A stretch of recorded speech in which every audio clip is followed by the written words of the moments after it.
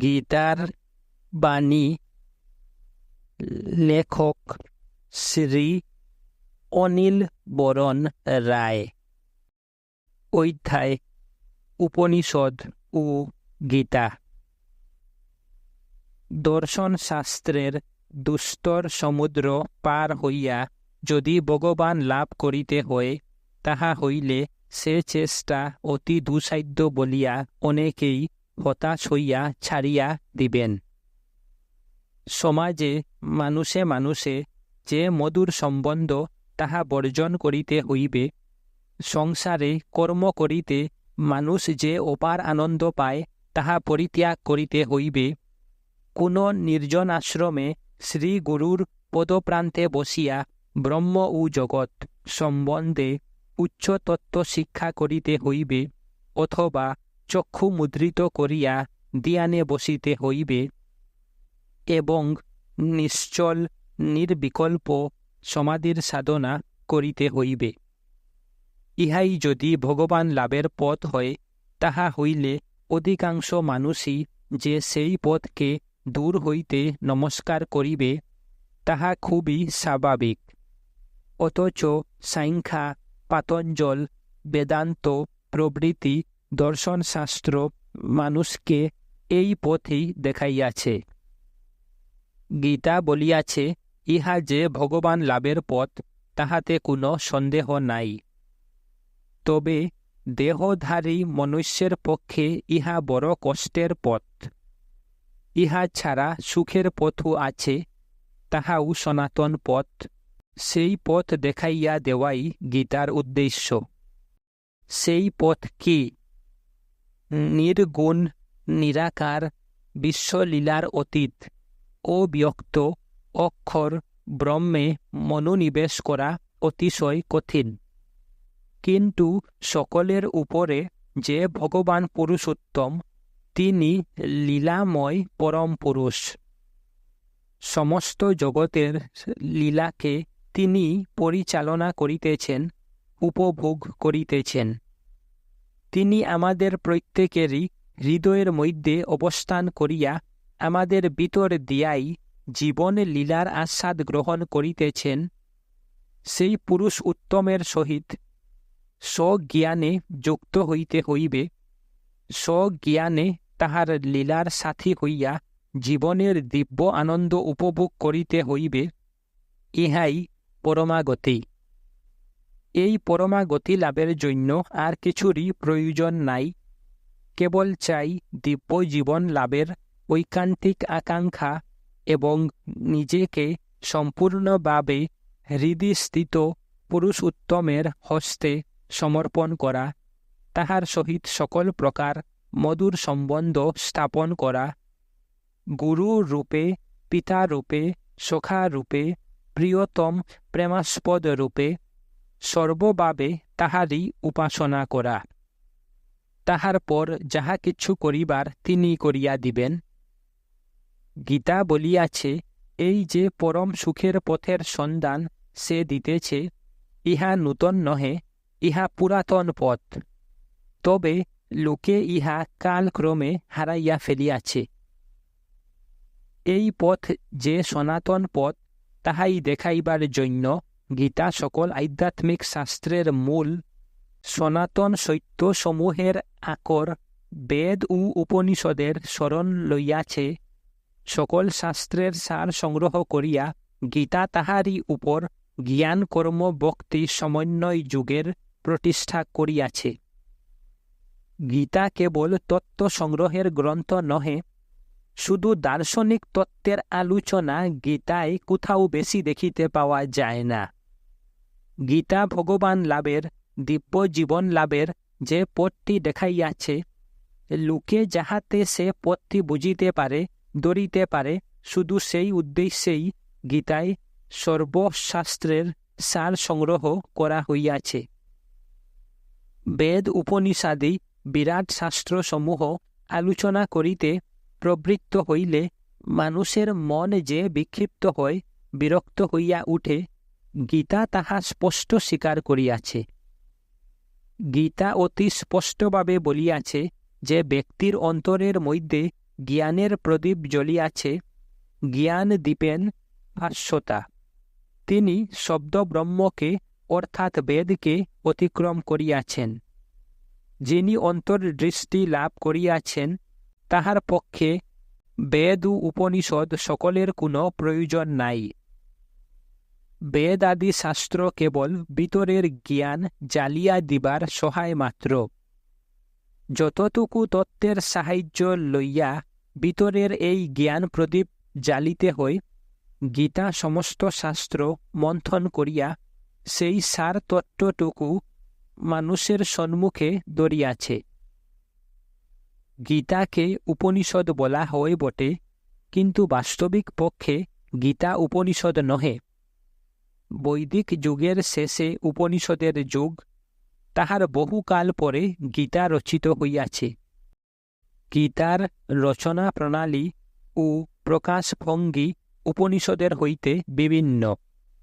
গীতা যে উপনিষদের ন্যায় প্রামাণ্য বলিয়া গৃহীত, তাহাতে কোনো সন্দেহই নাই।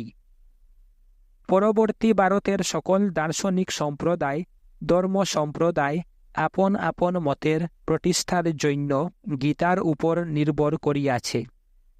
তথাপি বস্তুত গীতা বেদ উপনিষাদি শ্রুতিশাস্ত্রের অন্তর্গত নহে। উপনিষদ কি? বেদের শেষাংশের নামই উপনিষদ। এই জন্যই উপনিষদকে বেদান্ত বলা হয়। ভারতের প্রাচীন ঋষিগণ সাধনার বলে যে সত্যসমূহ উপলব্ধি করিয়াছিলেন, তাহাই তাহারা মন্ত্রে গাঁথিয়া রাখিয়া গিয়াছেন। সেই মন্ত্র সমষ্টি বেদ। ঋষিগণ এই সত্যের সৃষ্টি করেন নাই। সত্য নিত্য সনাতন, তাহা চিরকালই আছে ও থাকিবে। এই জন্যই বেদকে অপৌরুষেয়, অনাদি, অনন্ত বলা হয়। ঋষিরা কেবল তাহার মুখপাত্র বা প্রকাশের যন্ত্র। সত্যের বিগ্রহ যে দিব্যবাণী, সাধক ঋষিরা তাহা ধ্যানে দেখিয়াছেন ও শুনিয়াছেন। তাই তাহাদের নাম মন্ত্রদ্রষ্টা এবং তাহাদের লব্ধ জ্ঞানের নাম শ্রুতি। বেদের মন্ত্ররাজি সংগ্রহীত হইয়া কালক্রমে চারি ভাগে বিভক্ত হইয়াছে: ঋক্, সাম, যজু এবং শেষে অথর্ব। প্রত্যেক বেদের আছে মোটামুটি দুইটি অংশ, এক সংহিতা আর এক ব্রাহ্মণ। সংহিতা হইতেছে মন্ত্র সমষ্টি, মূল বেদ। ব্রাহ্মণ এই মূল মন্ত্রেরই বাক্য, ব্যাখ্যা বা নূতন সংস্করণ। বেদের মূল মন্ত্রে আমরা দেখিতে পাই স্থূল রূপক ও উপমার ভিতর দিয়া আধ্যাত্মিক জগতের সত্যসমূহ প্রকাশিত হইয়াছে, এবং সেই সকল সত্যকে অবলম্বন করিয়া কেমন করিয়া জীবন গড়িয়া তুলিতে হয়, যজ্ঞাদি বাহ্য প্রতীকের দ্বারা তাহাই স্থূলভাবে বুঝাইয়া দেওয়া হইয়াছে। কালক্রমে বেদের ভিতরের গৌর আধ্যাত্মিক দিকটা চাপা পড়িয়া যায়, বাহ্য কর্মকাণ্ডের দিকেই লোকের দৃষ্টি পড়ে। ব্রাহ্মণে এই কর্মকাণ্ডই বিশদ করিয়া বুঝানো হইয়াছে। ব্রাহ্মণের শেষের দিকে আবার বেদের গৌর আধ্যাত্মিক সম্পদের উপর ঝুঁক পড়ে, এবং তাহাই উপনিষদ। উপনিষদ বেদের যাগ যজ্ঞাদি কর্মবহুলতাকে নিচে স্থান দিয়াছে। ব্রাহ্মণে বেদের বাহ্যিক যাগ যজ্ঞাদির উপর ঝুঁক দেওয়া হইয়াছে বলিয়া ব্রাহ্মণকে বলা হয় বেদের কর্মকাণ্ড, আর উপনিষদ ধরিয়াছে বেদের ভিতরের দিকটা। বেদের যে মূল তত্ত্বজ্ঞান, উপনিষদ তাহা লইয়াই ব্যাপৃত। এই জন্যই উপনিষদকে বলা হয় বেদের জ্ঞানকাণ্ড। বেদের শিক্ষা লইয়া কালক্রমে এই যে কর্মকাণ্ড ও জ্ঞানকাণ্ডের বিরোধ উঠে, গীতা কিরূপে তাহার সমাধান করিয়াছে আমরা ইতিপূর্বেই তাহা দেখিয়াছি। এখন উপনিষদ অর্থাৎ বেদের জ্ঞানকাণ্ড হইতে গীতা তাহার আধ্যাত্মিক তত্ত্বসমূহ কিভাবে গ্রহণ করিয়াছে সংক্ষেপে তাহাই দেখানো এই প্রবন্ধের উদ্দেশ্য। প্রথমেই আমরা মোটামুটিভাবে বলিয়া রাখিতে পারি যে গীতার সমস্ত তত্ত্বই উপনিষদ হইতে গৃহীত, তবে গীতা সেগুলিকে নূতনভাবে যুগ উপযোগী করিয়া প্রকাশ করিয়াছে এবং সেই সব তত্ত্ব অনুসারে কার্যত জীবনকে কিভাবে গড়িয়া তুলিতে হইবে তাহারই বিশদ উপদেশ দিয়াছে। ফিলসফি বা দর্শনশাস্ত্র মানসিক বুদ্ধির দ্বারা বিচার বিতর্ক করিয়া সত্যকে বুঝিবার ও বুঝাইবার চেষ্টা করে, কিন্তু উপনিষদের প্রণালী সেরূপ নহে। উপনিষদ দর্শনশাস্ত্র বা ফিলসফি নহে, উপনিষদ শ্রুতি বেদ। উপনিষদের ঋষিগণ অন্তর্দৃষ্টিতে সত্যকে যেমন দেখিয়াছেন অতি সংক্ষিপ্ত ভাষায় তাহা প্রকাশ করিয়াছেন। সে ভাষা সত্যেরই রূপ। যাহাদের হৃদয় মন প্রস্তুত হইয়াছে ওই ভাষার দিব্য স্পন্দনে তাহাদের অজ্ঞান আবরণ দূর হইয়া যায়, তাহারা অন্তরের মধ্যেই ওই সত্যের উপলব্ধি লাভ করিয়া ধন্য হয়। আজকাল লোক শাস্ত্রবাক্যে শ্রদ্ধা হারাইয়াছে, প্রত্যক্ষ ও অনুমানের দ্বারাই সত্যকে জানিতে চায়। কিন্তু আমাদের চক্ষু কর্ণাদি জ্ঞান ইন্দ্রিয় গণু আমাদিগকে প্রতারিত করে। অনুমান ও যুক্তিতেও পদে পদে ভ্রমের সম্ভাবনা রহিয়াছে। আধুনিক বিজ্ঞান তাহার অনুমানগুলিকে অতি যত্নের সহিত পরীক্ষা ও পর্যবেক্ষণের দ্বারা প্রত্যক্ষের সহিত মিলাইয়া লয়, তথাপি তাহা সম্পূর্ণভাবে ভ্রমের হাত এড়াইতে সক্ষম হয় না। আর যে সব বস্তু ইন্দ্রিয় প্রত্যক্ষের অতীত, প্রত্যক্ষের সহিত যেখানে অনুমানকে মিলাইয়া লওয়া সম্ভব নহে, সেখানে অনুমানকে সত্যের প্রমাণরূপে গ্রহণ করা কিছুতেই চলে না। এই জন্যই ভারতে অধ্যাত্ম বিষয় শ্রুতিকেই শ্রেষ্ঠ প্রমাণ বলিয়া গ্রহণ করা হইয়াছে। শ্রী চৈতন্য বলিয়াছেন, সূর্য যেমন স্বয়ং প্রকাশ, তাহাকে দেখিবার জন্য অন্য আলোকের প্রয়োজন হয় না, শ্রুতিবাক্যও তেমনি নিজেই নিজের প্রমাণ। উহা শ্রবণ করিবা মাত্র আমাদের অন্তরে উহার সত্যতার উপলব্ধি আপনা হইতে আইসে। উপনিষদের ঋষিরা বলেন, আমরা অমৃতের পুত্র এবং ঋষি যে মহান পুরুষকে জানিয়াছেন তাহাকে অবগত হইয়াই আমরা মৃত্যুকে অতিক্রম করিতে পারিব। এই রূপ মন্ত্রই হইতেছে কবিতার প্রকৃত স্বরূপ। কবি শব্দের অর্থ হইতেছে দ্রষ্টা। তিনি সত্যকে সাক্ষাৎভাবে দর্শন করেন এবং ছন্দোবদ্ধ বাক্যের স্পন্দনের ভিতর দিয়া অপরকেও সেই সত্যের সাক্ষাৎ অনুভূতি আনিয়া দেন। কিন্তু এই রূপে মন্ত্র উপলব্ধির জন্য প্রথমে যোগ্যতা অর্জন করা চাই।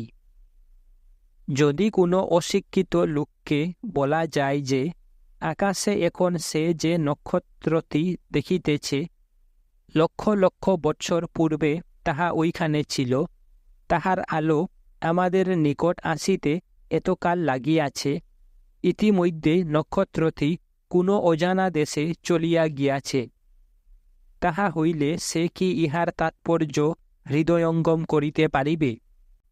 অথচ যাহারা বৈজ্ঞানিক সত্য আলোচনা করিতে অভ্যস্ত, তাহাদের পক্ষে ইহা বুঝা কিছুই কষ্টকর নহে। অধ্যাত্ম সত্য উপলব্ধির জন্যও শিক্ষা ও সাধনা চাই। ভারতে সেই শিক্ষার নাম ব্রহ্মচর্য। এই শিক্ষা দ্বারা শুদ্ধ ও বুদ্ধ হইয়া বেদ ও উপনিষদের বাণীর সাহায্যে ব্রহ্মকে জানা যায় এবং তাহাই মানব জীবনের পরম লক্ষ্য। যাহারা বুদ্ধি বিচারের দ্বারা দার্শনিক তত্ত্ব সম্বন্ধে শিক্ষা লাভ করিতে চান, উপনিষদ তাহাদের জন্য রচিত নহে। কিন্তু যে সকল সাধক বেদ বেদান্তের ভাবধারার সহিত পরিচিত এবং নিজেরাও জীবনে সত্যের কিছু উপলব্ধি লাভ করিয়াছেন, তাহাদের সম্মুখে জ্ঞানের ভাণ্ডার খুলিয়া দেওয়াই উপনিষদের লক্ষ্য। এতএব উপনিষদে চিন্তাধারার ধারাবাহিক বিকাশ করা হয় নাই। যে সকল সত্যের সন্ধান দেওয়া হইয়াছে তাহাদিগকে বিশদভাবে পরিস্ফুট করিবার চেষ্টা করা হয় নাই। উপনিষদের মধ্যে এমন সব কথা আছে যাহা কেবল সংকেত বা ইঙ্গিত মাত্র। পাঠক বা শ্রোতা ওই ইঙ্গিত অনুসারে নিজেরাই সত্যকে ধরিবার সাধনা করিবে। নিজেদের অনুভূতি উপলব্ধি উপনিষদের সহিত মিলাইয়া দেখিবে। উপনিষদের সত্যের সমর্থন নিজেদের উপলব্ধির মধ্যে পাইবে।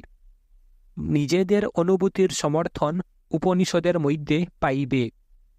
এই রূপে সত্য হইতে সত্যে, আলোক হইতে আলোকে অগ্রসর হইবে। ইহাই উপনিষদ সমূহের সাধারণ লক্ষ্য। কিন্তু বর্তমান যুগের মানবের পক্ষে এই ভাবের শিক্ষা উপযোগী নহে। বর্তমানে মানুষ বৈদিক ও বৈদান্তিক ঋষিগণের অন্তর্দৃষ্টি হারাইয়া ফেলিয়াছে। মানসিক বুদ্ধি ও বিচারই তাহার প্রধান অবলম্বন। এই জন্য বর্তমানে আধ্যাত্মিক শাস্ত্র ফিলসফি বা দর্শনশাস্ত্র রূপে দেখা দিয়াছে। এখন আধ্যাত্মিক তত্ত্বের পরিচয় প্রথমে বিচার তর্কের দ্বারা মানুষকে দিতে হইবে, যেন মানুষ চিন্তা ও বুদ্ধির দ্বারা তাহার মর্মার্থ গ্রহণ করিতে সমর্থ হয়। গীতায় বেশিরভাগ এই ধারাই অবলম্বিত হইয়াছে। অবশ্য আধ্যাত্মিক দৃষ্টিলব্ধ সত্যই গীতা শিক্ষার ভিত্তি, কিন্তু গীতা উপনিষদের ন্যায় আপাত বাক্যের সাক্ষাৎ প্রকাশ নহে। গীতা যুক্তিতর্কের সাহায্যে বক্তব্যগুলি শিষ্যের বুদ্ধিগোচর করিবার চেষ্টা করিয়াছে। এই জন্য গীতাকে বেদ ও উপনিষদের ন্যায় শ্রুতির মধ্যে বস্তুত গণ্য করা যাইতে পারে না। তথাপি গীতার বাক্যের মধ্যেও মন্ত্রশক্তি নিহিত আছে। গীতার সিদ্ধান্তগুলি যুক্তিতর্কের উপরে প্রতিষ্ঠিত, অথচ সে সব এমন কবিত্বময় ভাষায় বর্ণিত হইয়াছে যে সেসবের সত্যতা স্বতঃসিদ্ধের ন্যায় আমাদের সম্মুখে উপস্থিত হয়। এই জন্যই গীতা হিন্দুর নিত্যপাঠ্য। দার্শনিক তত্ত্ব সকলকে এমন কবিত্বের ভিতর দিয়া প্রকাশ করার দৃষ্টান্ত জগতের সাহিত্যে আর কোথাও মিলিবে না। গীতায় বিশ্বরূপের বর্ণনা অনির্বচনীয় সত্যকে ভাষায় প্রকাশ করিবার এক অপরূপ নিদর্শন। গীতা পড়িতে পড়িতে অর্জুনের ন্যায় বারবার বলিতে ইচ্ছা হয়, হে কেশব, তুমি আমাকে যা বলিতেছ সবই আমার সত্য বলিয়া মনে হইতেছে। আবার বলো, তোমার অমৃতময় বাক্য শুনিয়া আমার কিছুতেই তৃপ্তি হইতেছে না। তবে গীতাও সকল সত্যকে সম্যক পরিস্ফুট করিবার চেষ্টা করে নাই, তাহা সম্ভবও নহে। গীতার মধ্যে এমন সব সত্যের ইঙ্গিত ও সংকেত মাত্র আছে যাহা হইতে পরবর্তী যুগে নূতন নূতন সাধন প্রণালী উদ্ভূত হইয়াছে। গীতার যাহা শ্রেষ্ঠ রহস্য, গীতা কোথাও তাহা পরিষ্কার করিয়া বলিয়া দেয় নাই, কেবল ইঙ্গিত মাত্র করিয়া ছাড়িয়া দিয়াছে। সাধকগণকে নিজেদের জীবনে সাধনার দ্বারাই তাহার পূর্ণ উপলব্ধি লাভ করিতে হইবে। গীতা বস্তুত বেদের শেষাংশ বা উপনিষদের অন্তর্গত না হইলেও গীতার সম্মান এত অধিক যে গীতা উপনিষদ রূপেই গণ্য হইয়া থাকে। গীতার প্রত্যেক অধ্যায়ের শেষে আছে শ্রীমদ্ ভগবদ্ গীতা সুপনিৎসু। এই সংকল্প মূল মহাভারতে নাই। যখন নিত্যপাঠের জন্য গীতাকে মহাভারত হইতে পৃথক করিয়া বাহির করা হয়, বোধ হয় তখন হইতেই এই সংকল্প প্রচলিত। উপনিষদ শব্দ স্ত্রীলিঙ্গ এই জন্যই গীতম না হইয়া গীতা হইয়াছে। গীতার অনেক স্থলেই উপনিষদের সহিত শব্দ সাদৃশ্য আছে, এবং গীতার কোনো কোনো শ্লোক বা শ্লোকাংশ সম্পূর্ণভাবে উপনিষদের হইতে গৃহীত। দৃষ্টান্তস্বরূপ বলা যাইতে পারে, উপনিষদে এই চরাচর বিশ্ব জগৎকে বুঝাইতে সর্বমিদং এই কথাটি পুনঃ পুনঃ ব্যবহৃত হইয়াছে। গীতার মধ্যে আমরা ইহার ব্যবহার দেখিতে পাই। উপনিষদ বলিয়াছে সর্বং খলিদং ব্রহ্ম, গীতা বলিয়াছে বাসুদেব সর্বম। এই সম্পর্কে লোকমান্য তিলক তাহার গীতা রহস্য সংক্ষেপে যাহা বলিয়াছেন, এখানে তাহা উদ্ধৃত করিয়া দিতেছি।